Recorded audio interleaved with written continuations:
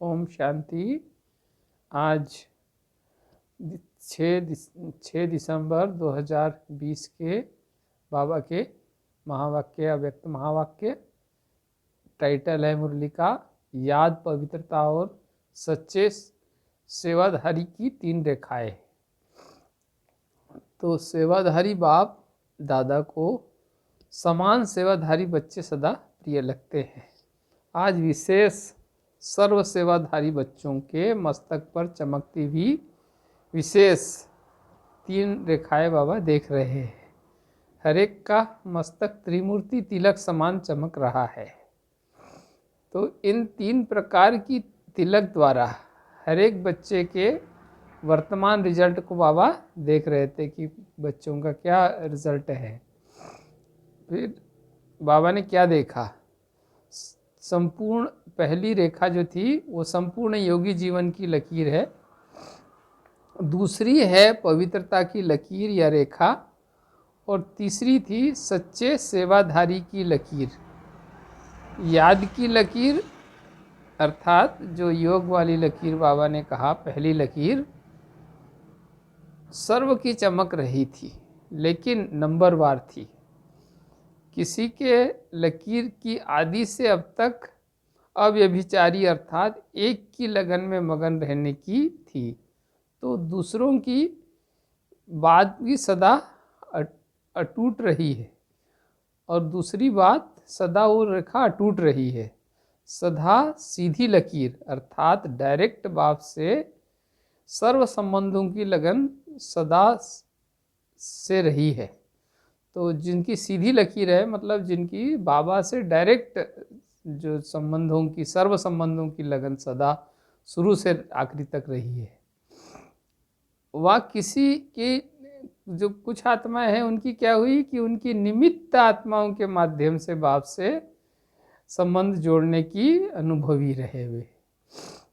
तो किसी के हाथ, किसी की लकीर वाले दूसरे है जो बीच बीच में थोड़े टेढ़ी लकीर वाले हैं। यह याद के लकीर की विशेषताएं देखी बाबा ने कि कुछ लोगों की लकीर तो थोड़ी टेढ़ी भी है क्योंकि वो स्वयं डायरेक्ट बाबा से उनका संबंध सारे नहीं होकर के निमित्त आत्माओं के माध्यम से उनने बाबा को जानने की कोशिश की, निमित्त आत्माओं के माध्यम से बाबा को याद करते हैं। तो इसीलिए उनकी लकीर थोड़ी उतनी सीधी नहीं होकर के कहीं थोड़ी टेढ़ी भी थी।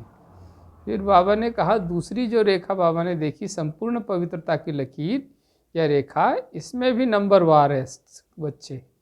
एक है ब्राह्मण जीवन लेते ही बाप की विशेष वरदान प्राप्त कर सदा और सहज इस वरदान को जीवन में अनुभव करने वाले।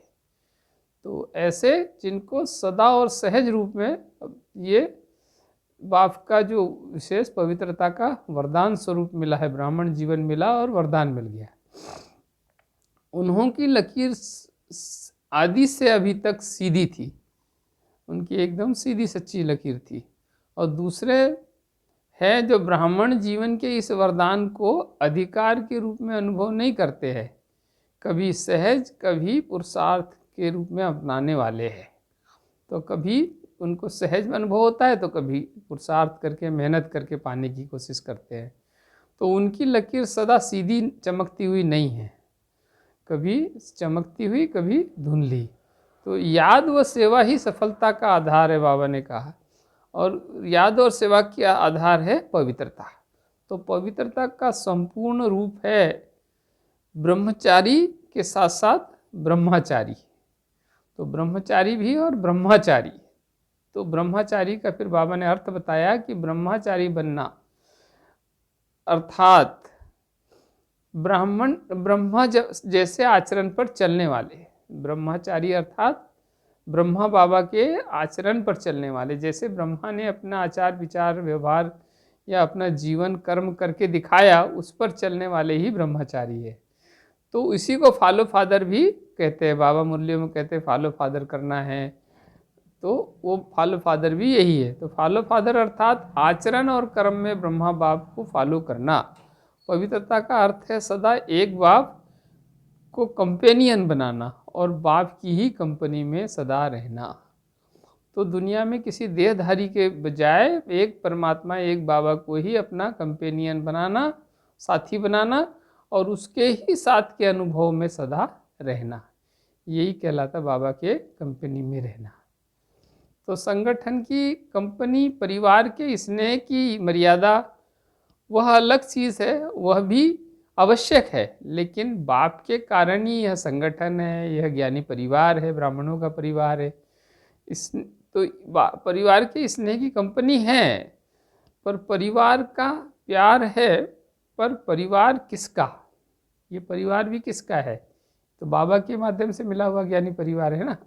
तो बाप का परिवार, बाप न होता तो परिवार कहाँ से आता? तो परिवार का बीज नहीं भूलना है, तो बाबा को नहीं भूलना है, शिव बाबा को। बीच बीच में बाप को छोड़ देते हैं तो खाली जगह हो जाती है, तो फिर वो जगह माया ले लेती है और फिर वो हमको झूठे इसमें फंसाती है। तो बाबा ने कहा परिवार तो अपनी जगह है, ब्राह्मण परिवार भी आवश्यक है, उसकी मर्यादा है, उसका भी निभाना है, पर साथ साथ बाबा के कारण ही ये परिवार मिला है। सब एक बाबा मिला तो सब मिला, तो बाबा को नहीं भूलना है। तो बाबा को कई बार दूसरे नंबर पे नहीं करना है कि पहले नंबर पे हमने किसी देहधारी को बना दिया और दूसरे नंबर पे बाबा हो गया, तो फिर वो देहधारी ही हमको याद आता रहेगा। तो इसलिए बाबा ने कहा पहले नंबर पर एक बाप, दूसरा ना कोई। तो आत्माओं की कंपनी में रहते बाप की कंपनी का भूल मत जाओ।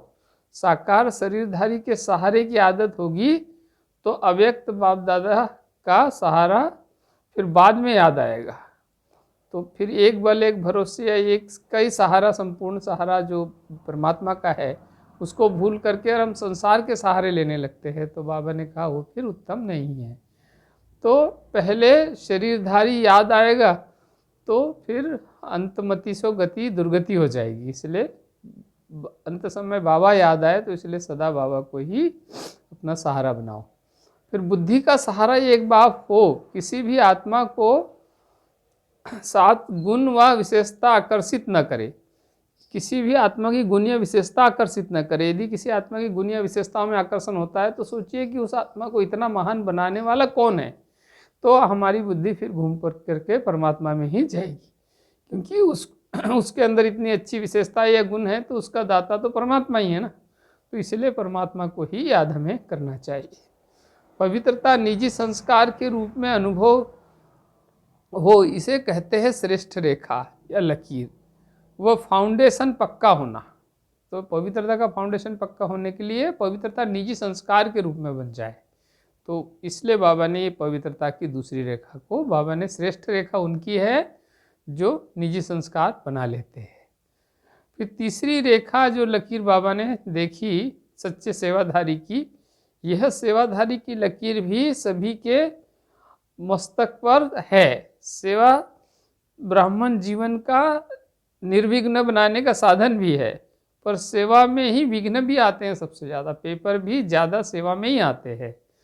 तो बाबा कहते हैं यही पेपर फिर अनुभवी बनाते हैं, क्योंकि सेवाधारी की विशेषता ही ये बताई गई है कि उसको विभिन्न परिस्थितियों में, विभिन्न आत्माओं के साथ, सब तरह के वातावरण में सेवा करनी होती है। तो विघ्न तो आएंगे, पर विघ्नों से सेवाधारी की हिम्मत घटेगी नहीं बल्कि बढ़ जाती है, और तो उसी को, उनको फिर निर्विघ्न सेवाधारी कहा जाता है। तो सेवाधारी अर्थात संगठन का सर्व आत्माओं की दुआओं का अनुभव करना। तो बाबा ने सेवाधारी के लिए बताया कि विघ्न अर्थात निमित्त बनी आत्माओं को अनुभवी बनाने वाले शिक्षक समझो। तो कई बार ऐसी भी स्थिति हो जाती है कि हम कई आत्माएं महसूस करती कि निमित्त बनी हुई आत्मा ही हमारे लिए विघ्न स्वरूप बन गई है। तो बाबा ने कहा वो तो निमित्त शिक्षक है, क्योंकि वो आप कहते ही है कि जो निंदा हमारी जो करे मित्र हमारा सोए, तो जो निंदा करने वाला ही हमारा मित्र है, तब विघ्न पैदा करने वाला भी हमारा मित्र है, क्योंकि वो हमको अनुभवी बना रहा है। तो जैसे आजकल डॉक्टर भी होते हैं, तो जब कोई बीमारी हटाने के लिए व्यायाम या एक्सरसाइज बताते हैं, तो जब शुरू में कोई एक्सरसाइज शुरू करता है या व्यायाम शुरू करता है तो उसके शरीर में दर्द होता है, काफ़ी उसको कठिनाई होती है। पर यदि वो उसको उस दर्द को देखकर को छोड़ देगा एक्सरसाइज तो उसकी बीमारी ठीक नहीं होगी। पर यदि वो डॉक्टर की सलाह मान कर और उस एक्सरसाइज को करता है तो शुरू में ज़रूर दर्द होगा, पर बाद में फिर वो बहुत लंबे समय से जो बीमारी दर्द दे रही है वो बीमारी ठीक हो जाती है। तो फिर ऐसी जो दर्द ही दवा बन जाती है। तो इसीलिए यहाँ भी बाबा ने कहा कि विघ्नों को ही उन्नति का साधन बना लो, विघ्न ही हमारे लिए शिक्षक बन जाए, विघ्न ही हमें अनुभवी बनाने के निमित्त बन जाए। फिर सेवा में सदा स्वच्छ बुद्धि, स्वच्छ वृत्ति और स्वच्छ कर्म सफलता का आधार है। तो सेवा में तो सदा स्वच्छ वृत्ति होनी चाहिए, सदा स्वच्छ बुद्धि होनी चाहिए, सदा स्वच्छता से कर्म करना चाहिए, यही हमारी सफलता का आधार बन जाता है। निस्वार्थ और निर्विकल्प स्थिति से सेवा करना सफलता का साधन है। तो जितना निस्वार्थ भाव से या निर्विकल्प भाव से सेवा करते हैं तो वही सफलता के निमित्त बन जाती है। फिर बाबा ने आज की मुरली में वरदान में कहा, कंबाइंड स्वरूप की स्मृति द्वारा अभूल बनने वाले निरंतर योगी भव। तो कंबाइंड स्वरूप मतलब बाबा और मैं आत्मा और परमात्मा दोनों कंबाइंड स्वरूप में यदि जब हम हो जाते हैं तो फिर बाबा की याद भूलने की बात ही खत्म हो जाती है कि स्वतः ही बाबा की याद बन जाती है।